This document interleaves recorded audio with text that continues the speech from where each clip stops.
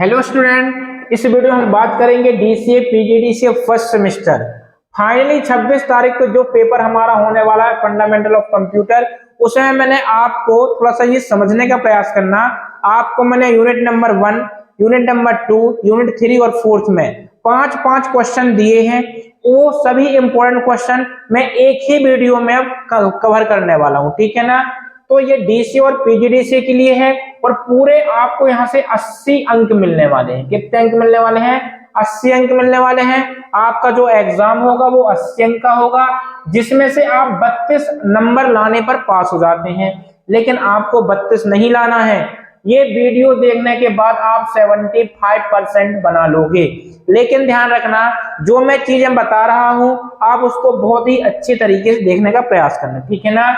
और मैं सभी यूनिट को आपस में कंपेयर भी कर दूंगा, ठीक है। हमको पढ़ना क्या है, यूनिट 1 आता है, इसके बाद मैं आपको यहां से यूनिट नंबर 2 की ओर ले जाता हूं। Unit 2, okay. इसके बाद हमारा यूनिट थर्ड और यहाँ यूनिट 4 और यहाँ पर यूनिट नंबर 5।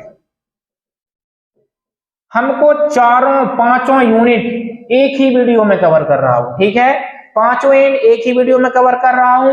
अब हर यूनिट में कौन कौन से क्वेश्चन आपसे पूछे जाएंगे, केवल वो देखना, ठीक है। तो पहला क्वेश्चन हमारा आता है कंप्यूटर जनरेशन के बारे में। किसके बारे में आता है? कंप्यूटर जनरेशन के बारे में, कि कंप्यूटर जनरेशन किसे कहते हैं, कंप्यूटर जनरेशन कितने प्रकार की होती हैं। यदि यूनिट नंबर से यही एक क्वेश्चन आता है तो आपका पूरा 16 नंबर लेके जाएगा। लेकिन आपको 16 नंबर लाना है तो उसमें लिखना भी पड़ेगा। तो मैं यहां से केवल एक हिंट देता हूं कि आप एक बड़ा क्वेश्चन के रूप में कैसे बता सकते हो, ठीक है। यदि यहाँ पर कंप्यूटर जनरेशन लिखा है तो कंप्यूटर लिखा है, हमको एक कंप्यूटर बना लेना है, ठीक है। अब ये बताइए, मान लो ये सीपीयू है, यहाँ पर एक कीबोर्ड रख दिया, ठीक है, और यहाँ पर एक माउस रख दिया, ये हमारा पूरा कंप्यूटर है। अब यहाँ पर कितने, हमको 7 पॉइंट इसको देख देख के लिखना है, जो कि मैंने आपको हर वीडियो में रिपीट किया है। एक बार और देखो, ठीक है। पहली चीज तो आपके कंप्यूटर की 5 पीढ़ियां हैं, तो हर पीढ़ी में आपको समय काल बताना पड़ेगा। क्या बताना पड़ेगा? समय काल। दूसरा पॉइंट, हर पीढ़ी का समय काल बताओगे तो हर एक पीढ़ी का एक एक पॉइंट बन गया। दूसरा आप बताओगे विद्युत प्रवाह, यदि ये कंप्यूटर है तो चलेगा तो ये विद्युत धारा चलेगा या विद्युत प्रवाह लिखो, विद्युत प्रवाह। तीसरा पॉइंट, यदि ये कंप्यूटर है तो कोई ना कोई भाषा समझता होगा, तो हम समझते हैं इसमें लैंग्वेज, ठीक है। इसके बाद चौथा पॉइंट, यदि ये कंप्यूटर है तो इसमें किसी न प्रकार का एक ऑपरेटिंग सिस्टम होगा, तो यहां से मैं ओएस लिखता हूं। पांचवा पॉइंट यहां पर हो सकता है, यदि ये कंप्यूटर है तो हम डेटा स्टोर करेंगे, तो एक इसमें स्टोरेज डिवाइस का लगना जरूरी है। क्या लगना जरूरी है? स्टोरेज डिवाइस, ठीक है। इसके बाद छठवां पॉइंट अपना जाएगा कि ये कंप्यूटर है तो कितनी स्पीड से काम करता है, तो यहां पर हम स्पीड, कंप्यूटर की स्पीड भी लिखेंगे, ठीक है, कंप्यूटर की स्पीड। और 7वां पॉइंट हम लिखेंगे एग्जाम्पल, कि फर्स्ट पीढ़ी के कंप्यूटरों के नाम क्या है, सेकेंड पीढ़ी के। मतलब जो ये हमारे 7 पॉइंट है ना, ये 7 पॉइंट हमारी हर जनरेशन में काम आएंगे, ठीक है ना। जो मैं आपको प्रत्येक यूनिट से मैंने आपको वीडियो बनाया है, पर्सनल कंप्यूटर जनरेशन की बनाया है। आप मेरे प्लेलिस्ट में जाकर देखना, सारी चीजें आपको होंगी, ठीक है ना। और ये भी नहीं, डीसी और पीजीडीसी पास करने के बाद यदि आप सीपीसीटी करना चाहते हो तो मैंने सीपीसीटी की वीडियो भी बहुत अच्छी तरीके से बनाया है, आप मेरे चैनल में जाके देख सकते हो, ओके। तो ये पहला क्वेश्चन होता है हमारा काय का, कंप्यूटर जनरेशन का। इसके बाद हम सेकेंड क्वेश्चन की बात करते हैं। सेकेंड क्वेश्चन में हमको देखना है कंप्यूटर का ब्लॉक डायग्राम। क्या देखना है? कंप्यूटर का ब्लॉक डायग्राम। इंपॉर्टेंट क्वेश्चन के बाद मैं यही बताऊंगा कि जो क्वेश्चन आएंगे वो 8वें में आने की क्या संभावना है, ठीक है ना। कंप्यूटर का ब्लॉक डायग्राम, ब्लॉक डायग्राम।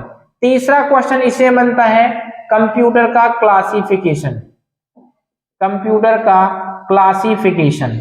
अब कंप्यूटर के क्लासिफिकेशन में क्या आता है, तो कंप्यूटर क्लासिफिकेशन में आता है, हम कंप्यूटर को 3 भाग में डिवाइड कर सकते हैं। कौन कौन से? बेस ऑफ साइज, कंप्यूटर के आकार, बेस ऑफ एप्लीकेशन और हमारा base of purpose. Base of application में आता है analogue computer, digital computer, hybrid computer. Base of size के आधार पर मैंने आपको बताया है mini computer, micro computer, workstation computer, mainframe computer, super computer, ठीक है ना। और तीसरा भाग है जो बेस ऑफ पर्पस में, एक आता है जनरल पर्पस, एक आता है स्पेशल पर्पस। जो मैंने आपको इसकी पर्सनल वीडियो डाल के रखा है, नहीं मिलती आप मेरे को बता देना, सारी चीजें सिस्टम से हो जाएंगी, ठीक है ना। आपको घबराना नहीं है कि फंडामेंटल नहीं बनता, भाई कोई दिक्कत नहीं है, हर एक चीज का कॉन्सेप्ट है, आप कॉन्सेप्ट के हिसाब से चलना, राइट। इसके बाद आता है कंप्यूटर के अनुप्रयोग। क्या जाएगा हमारा? कंप्यूटर के अनुप्रयोग। कंप्यूटर के अनुप्रयोग में आपको केवल ये बताना है कि कंप्यूटर का उपयोग हम कहां कहां कर सकते हैं, ठीक है ना। क्या बताना है? कंप्यूटर का उपयोग हम कहां कहां कर सकते हैं, जैसे बैंक के क्षेत्र में, शिक्षा के क्षेत्र में, कार्यालय के रूप में, और हम मार्केट के रूप में कर सकते हैं, और अपन चिकित्सा के क्षेत्र में, मनोरंजन के क्षेत्र में, ये सारे कंप्यूटर का उपयोग हम कहां कर सकते हैं ये बताना है। पांचवा हमको बताना है कंप्यूटर की विशेषताएं। कंप्यूटर की हमारी विशेषताएं आ जाएंगी, ये हमको बताना है, ठीक है। तो एक यूनिट से 5 क्वेश्चन ये हमको मिले। इसके बाद आते हैं सेकेंड यूनिट। सेकेंड यूनिट में आपको थोड़ा सा ध्यान से समझना, जो हमारी सेकेंड यूनिट है और थर्ड यूनिट है, इसकी पीजीडीसीए वालों के यूनिट नंबर 2 है, क्योंकि पीजीडीसीए में एक यूनिट एक्स्ट्रा है जो फंडामेंटल ऑफ कंप्यूटर में 5th यूनिट आपको जो एक्स्ट्रा पढ़ाई जाएगी वो है हमारा डोस, मतलब डिस्क ऑपरेटिंग सिस्टम, ठीक है ना। तो ये पीजीडीसीए वाले में दोनों को मर्ज कर दिया गया है, लेकिन डीसीए वाले में अलग अलग है। सेकेंड यूनिट में, एक मिनट,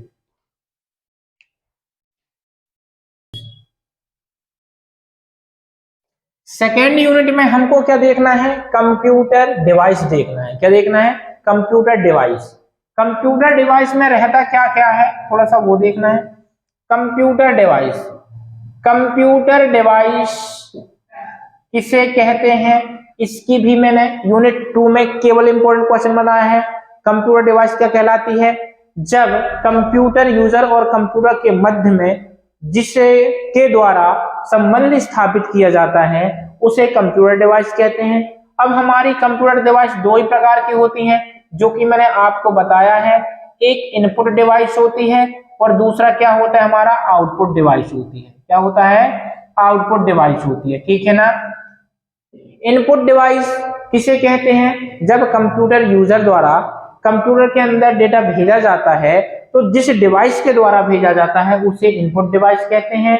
कंप्यूटर के अंदर का डेटा जिस डिवाइस के द्वारा बाहर प्राप्त किया जाता है उसे आउटपुट डिवाइस कहते हैं। मैंने आपको इनपुट डिवाइस 16 प्रकार की बताया है, आउटपुट डिवाइस 5 प्रकार की बताया है। इसमें से क्वेश्चन बनने की उम्मीद कैसी रहती है? कोई 6 इनपुट डिवाइस के नाम लिखो और कोई 4 आउटपुट डिवाइस के बारे में बताइए, ठीक है ना, ऐसा आ जाता है। लेकिन इस यूनिट से जो क्वेश्चन आता है वो मॉनिटर से आता है, प्रिंटर से आता है। मॉनिटर में मैंने आपको बताया है, मॉनिटर की पूरी जन्म कुंडली उठा के रख दिया है, आप जाके वीडियो में देखना कि मॉनिटर मैंने बताया है। मॉनिटर बेस ऑफ साइज के आधार पर 5 प्रकार के बताया है, सीआरटी, एलसीडी, एलईडी, टीएफटी और 3D, ये 5 प्रकार के मॉनिटर बताया है। फिर मॉनिटर को दूसरे भाग में मैंने डिवाइड किया है बेस ऑफ कलर में। बेस ऑफ कलर में मैंने बताया है एक मोनोक्रोम मॉनिटर, एक आ रहा है कलर मॉनिटर और एक आ रहा है ग्रे स्केल मॉनिटर, ठीक है ना। फिर मैंने मॉनिटर को स्टैंडर्ड के रूप में, मॉनिटर की एक पर्सनल वीडियो आप उसमें जाकर देख सकते हो। मॉनिटर को स्टैंडर्ड के रूप में मैंने आपको क्या बताया है? CGA, SVGA, VGA, XGA और EGA, ये हमारे बेस ऑफ वो रहते हैं। और सबसे इंपॉर्टेंट कि मॉनिटर के गुण, मैंने आपको मॉनिटर के करीबन 10 गुण बताया है, आप जाके वीडियो में देख लेना। इस प्रकार से अपनी यूनिट नंबर 2 में 16 अंक मिल जाएंगे, 16 इसमें मिल गए, 16 इसमें मिल गए, हम यही पास हो गए। अब आगे जाना है परसेंटेज बनाने के लिए, लेकिन ये नहीं सोचना कि हमने 2 यूनिट पढ़ लिया कंप्लीट, ऐसा बिल्कुल भी नहीं है, ठीक है ना। आप इसके बाद थर्ड यूनिट में 16 नंबर इसमें से एकदम बिल्कुल इजी तरीके से मिल जाएगा, जिसमें हमारा मेमोरी। ठीक है, मेमोरी को मैंने दो भागों में डिवाइड किया है, एक प्राइमरी मेमोरी और एक सेकेंडरी मेमोरी। प्राइमरी मेमोरी में आप इसमें पहला क्वेश्चन कैसा बनता है, प्राइमरी मेमोरी और सेकेंडरी मेमोरी में आपको अंतर बताना है। दूसरा क्वेश्चन रैम और रोम में अंतर बताना है। ठीक है, तीसरा क्वेश्चन हमारा एस रैम व डी रैम में अंतर बताना है, और मैं इनको प्रॉपर रूप से डिफाइन किया हूं, आप जाके देख सकते हो। चौथा क्वेश्चन आता है सेकेंडरी मेमोरी। अब इस सेकेंडरी मेमोरी में आप कोई 5 सेकेंडरी मेमोरी पढ़ लेना, वो भी इंपॉर्टेंट है। ठीक है, तो आपको थर्ड यूनिट से ये देखना है।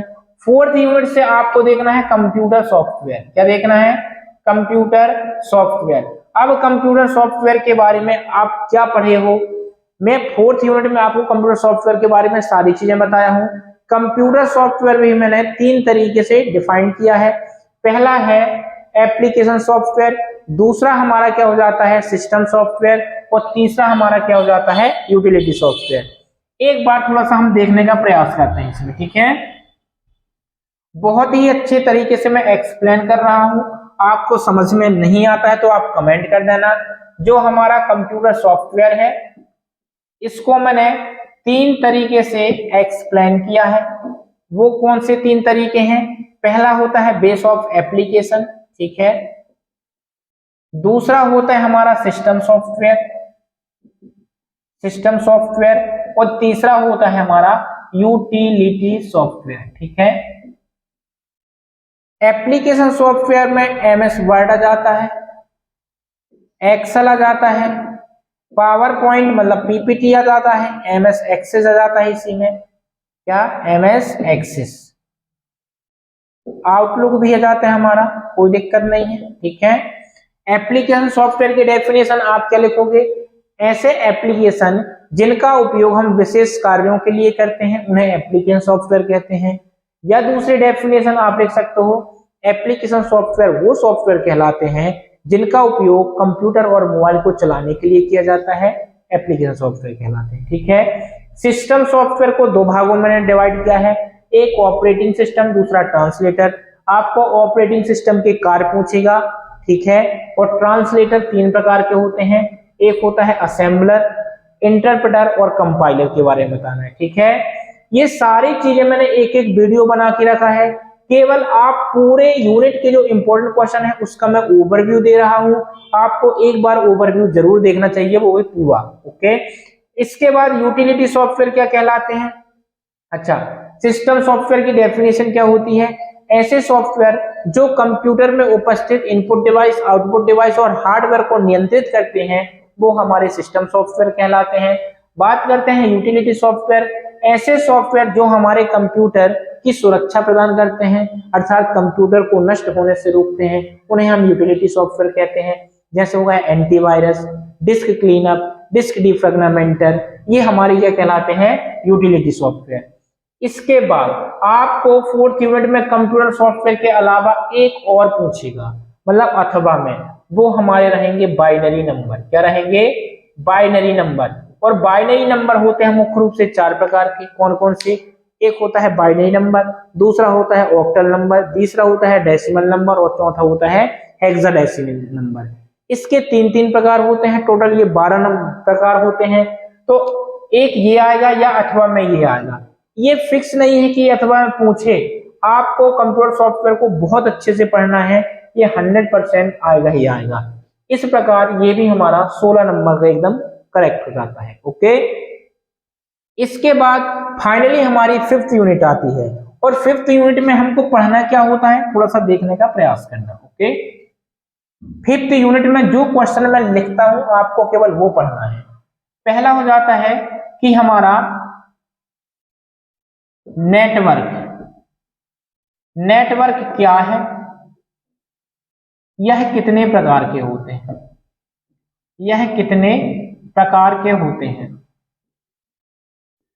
अब नेटवर्क मैंने बहुत अच्छे से एक्सप्लेन किया है कि जब 2 या 2 से अधिक कंप्यूटर को किसी माध्यम से जोड़ दिया जाता है उसे नेटवर्क कहते हैं। नेटवर्क मुख्य रूप से 3 प्रकार के होते हैं, लैन, मैन और वैन। इनका डेफिनेशन मैंने बहुत अच्छे से दिया है, आप जाके वीडियो में एक्सप्लेन कर लेना, ठीक है। दूसरा आता है टोपोलॉजी। क्या है टोपोलॉजी? यदि आपसे पूछता है लैंड टोपोलॉजी तो इसका आंसर यही रहेगा, ठीक है। टोपोलॉजी क्या है? यह कितने प्रकार की होती है? यह कितने प्रकार की होती है? तीसरा क्वेश्चन आता है हमारा नेटवर्क डिवाइस। नेटवर्क डिवाइस क्या है? यह कितने प्रकार की होती है? चौथा क्वेश्चन हमारा आ जाता है इसमें डेटा कम्युनिकेशन। डेटा कम्युनिकेशन क्या है? डेटा कम्युनिकेशन क्या है? इसके तत्व, इसके हमारे तत्व जाएंगे व अवस्थाएं जाएंगी। अवस्थाएं में क्या जाएगा हमारा? सिंप्लेक्स, हाफ डुप्लेक्स और फुल डुप्लेक्स। तत्व में क्या जाएंगे कि जो भी नेटवर्क होता है वो कैसे, जो नेटवर्क बनाते हैं उनमें किस किस चीज की आवश्यकता होती है, सिंप्लेक्स हुआ, हाफ डुप्लेक्स हुआ, फुल डुप्लेक्स हुआ, ठीक है। पांचवा हमारा मोस्ट इंपॉर्टेंट क्वेश्चन आता है वेरियस कम्युनिकेशन चैनल, जो लोगों को परेशान करता है। वेरियस कम्युनिकेशन चैनल में दो प्रकार से बताया हूं, एक बताया हूं मैं आपको गाइडेड मीडिया और दूसरा बताया हूं अनगाइडेड मीडिया। गाइडेड मीडिया में आपको पढ़ना है तीन चीजों के बारे में, एक ट्विस्टेड पेयर, कोएक्सियल केबल और एक आता है फाइबर ऑप्टिक केबल, ठीक है। और इसमें माइक्रोवेव, रेडियो वेव और सैटेलाइट, ओके। छठवां हमारा ये आता है इसमें क्वेश्चन डेटा नेटवर्क आर्किटेक्चर क्या है, इसके बारे में समझाइए। यदि आपको किसी भी प्रकार की दिक्कत हो तो आप मेरे वीडियो में कमेंट कर देना, मैं आपको प्रोवाइड कर दूंगा। इस प्रकार यह वीडियो फिनिश होती है। वीडियो पसंद आए तो लाइक करें, शेयर करें, सब्सक्राइब करें। धन्यवाद।